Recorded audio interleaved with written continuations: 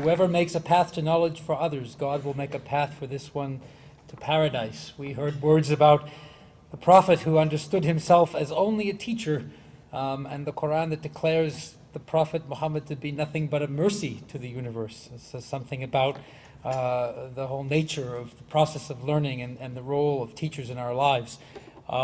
It just struck me that what Dr. Zarzour did not mention is something that a professor of mine, an Islamic studies professor of mine, quoted me a proverb. It said that when a scholar, and the medieval version of this really means a religious scholar, gets married, he or she goes on a seafaring journey. And when he or she has children, he or she is shipwrecked. So that's what that I think goes against the spirit of so much of what we're talking about in terms of passing on our knowledge of our faith to others. But it does say something about the rigors of the academic life for those of us who find ourselves in those positions.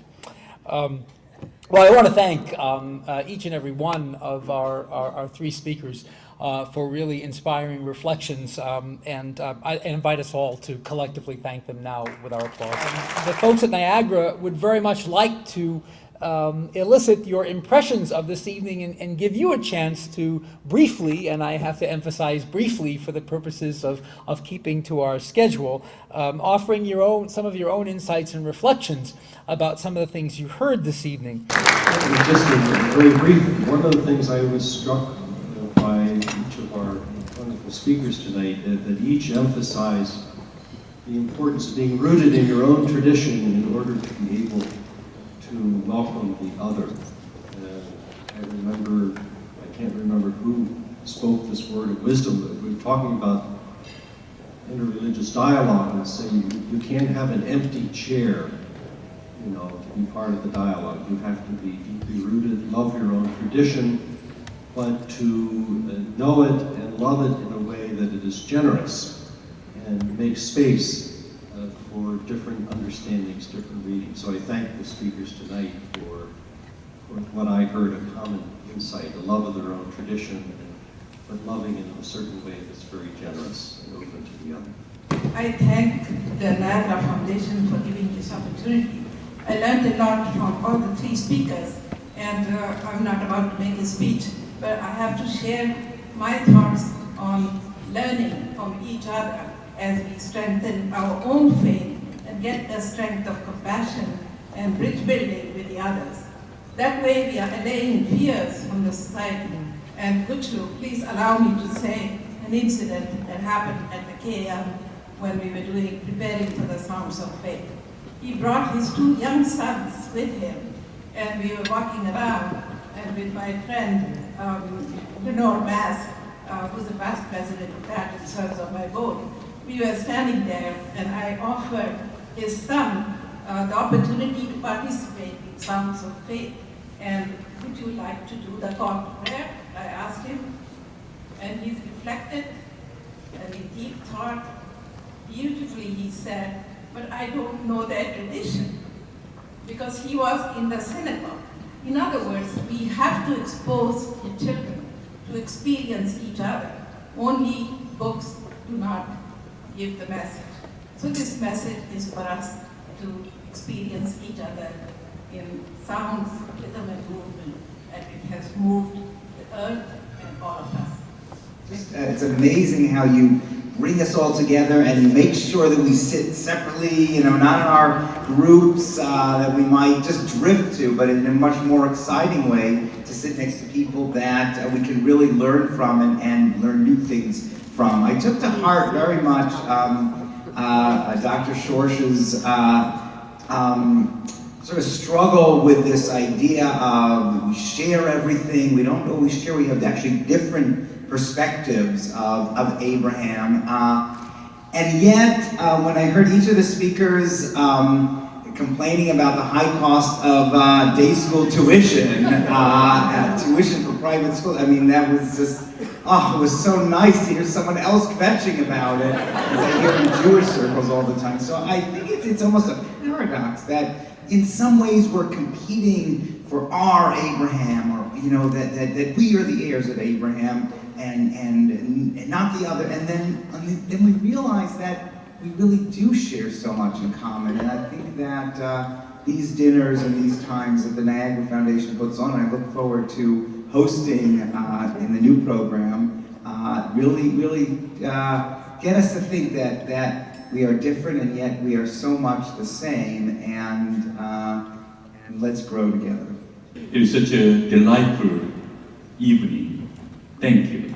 Thank you so much for Niagara Foundation to put this Abrahamic tradition dinners. Food, smell, sounds, and an old friend we get together in this table.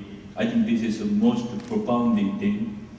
Of course, beautiful word from three speakers. We were so, enjoyed this evening. Seems like task is profound. Even though we have such a great tradition we share, there's so much hurt and so much separation, so much violence all around. So when we talk about education, definitely our personal step and personal commitment to peace building, peace living, I think that is God's calling to all of us. And I know we will continue this journey so we can expand the table. And many of them is not yet here. I know we will feasting together someday. Thank you so much for you. I too thank Niagara Foundation for its kindness and hospitality in gathering us together. I reflected upon the importance of being rooted in our faith traditions and educating our young people. But I would like to challenge our first speaker especially. She said something about reading unapologetically texts. Will we allow us to read texts unapologetically? Will we be able to read passages in different works by different church fathers or different authors that might be problematic or challenging to the various faith communities unapologetically? Can we read St. John Chrysostom unapologetically and move beyond tolerance and look into the other as other and allow that person to speak unapologetically? Will we be able to worship as we deem appropriate for our own traditions unapologetically so that others who might not share our faith tradition understand what we mean today? It's a challenge. We need to be rooted in our traditions, but we need to allow the other to be other. And we need to look into one another's eyes and allow them to speak their own language and their own history authentically.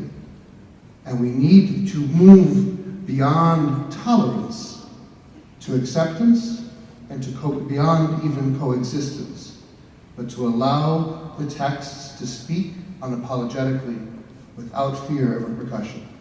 Then, truly, we can say that we've shared a meal with friends. Thank you. I want to begin by thanking Niagara Foundation and the wonderful speakers, and of course, Tom Alexander for an excellent moderation. As an activist, I'm a bit of a pragmatist, and that's the approach I'm going to take. Once upon a time, there wasn't much of an interfaith movement. It was born, it grew slowly, there were a lot of skeptics, and today we're seeing that it's being mainstreamed through, settings such as this, thanks to organizations such as Niagara and others. It's become more of a mainstream accepted thing. What I'd love to see happen is for us to move beyond that, beyond interfaith, and into something I would call intereducation, where we can maintain our respective traditions and our unique approaches to our religions, but share the technocratic processes of education, the administration, the approach to the process itself. I know as Muslims we can learn a lot from Jews, from Catholics. I think Jews and Catholics can learn from themselves, from each other. And I think we may have a thing or two to teach our fellow Abrahamic faith traditions. So I think I would love to see us move forward, perhaps see some kind of disciplinary body that brings in Muslim schools, Jewish schools, Christian schools, to share some of what they have uniquely learned and share the wealth, have others be able to make the most out of that. Thank you very much. I'd like to make a very practical sort of observation. I'd like to make just an observation about the meal, which was wonderful, and we're very grateful for it. But did you notice the trays on which we were served were rather heavy? So we had to help each other in order to get our meals, and exercise a little bit of ingenuity in order to get everything around so that everybody could get a full meal. I don't know if that was on purpose, but that was a great exercise. I'm grateful for it. Thank you. As the Executive Director of Niagara Foundation, I would like to thank all of you for sharing a meal tonight with us, and at the same time, embodying the principles of Niagara Foundation. This is an evening of interfaith dialogue among the people of three Abrahamic faiths, Jews, Christians, and Muslims. Tonight we have very diverse groups with us, representatives from a variety of different institutions.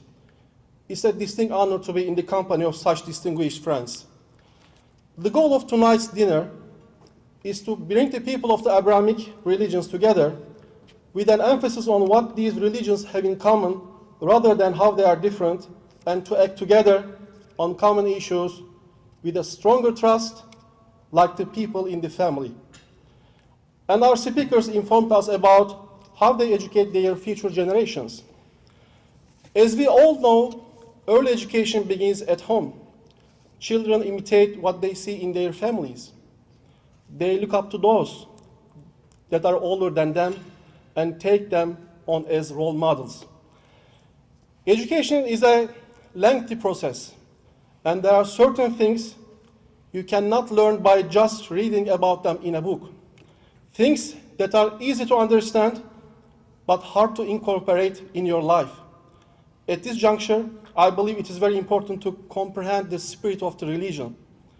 We always hear about concepts such as accepting others, altruism, wishing something better for your partner, self-discipline, knowing God, marifatullah, loving God, muhabbetullah. We constantly ask questions like, where did we come from? Where are we going? Who are we? What is the purpose of our existence? These can be learned by personal experiences and careful observations during one's life. Last year, as Scott mentioned, my dearest friend Emily Soloff invited us to her home. We spent some time with our families. I learned a lot about her faith and traditions. I learned how that evening is important for our friends, how similar concepts we have implemented in our daily lives. The concept of zakur, zikir, to remember God, or how bread is important for both our religions. This learning experience couldn't have occurred or being sustained by just reading about in a book.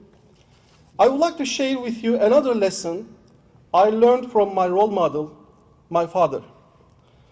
When I was a kid, I broke a small branch of a tree, but not by accident.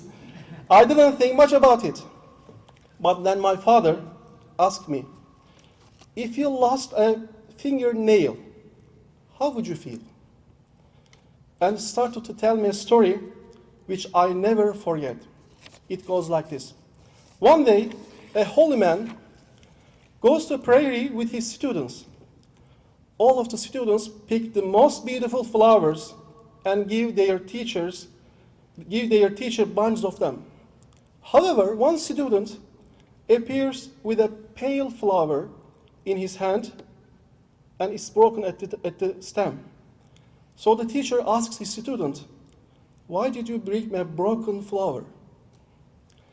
The student replies, you deserve the most beautiful things in the world.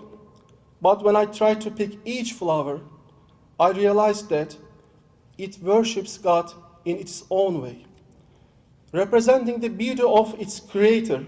So I didn't want to cut its relation with God. That's why I brought to you this broken, pale flower. The teacher replies, my son, all the creatures of God, human, animals, plants, they need love and care. Love and care for one another. That's the secret recipe of the universal peace. That's what we need to teach our future generations, to breathe in and comprehend the spirit of the religion. We, the men and the women of the Niagara Foundation, are here to find the good examples of role models in every community and bring forth these individuals to make for a better world by finding our commonalities and building bridges among our faiths. This is not just for us today. It is also for a better future for our children tomorrow, the children of Abraham. Thank you. Peace be with you.